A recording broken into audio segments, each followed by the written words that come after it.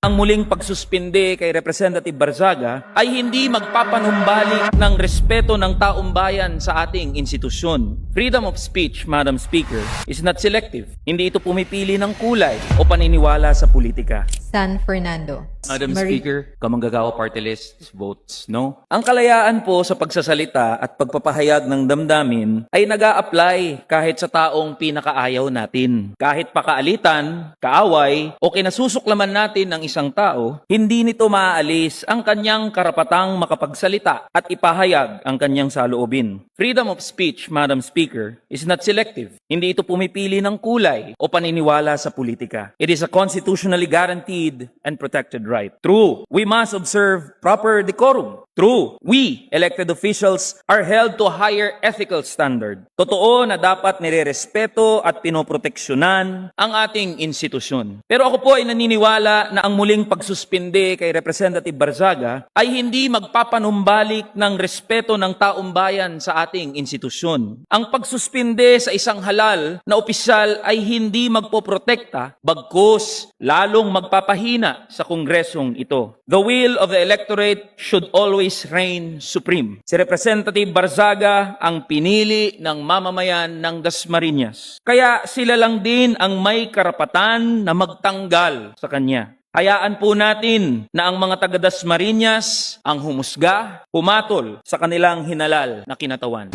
Tara na, kamanggagawa.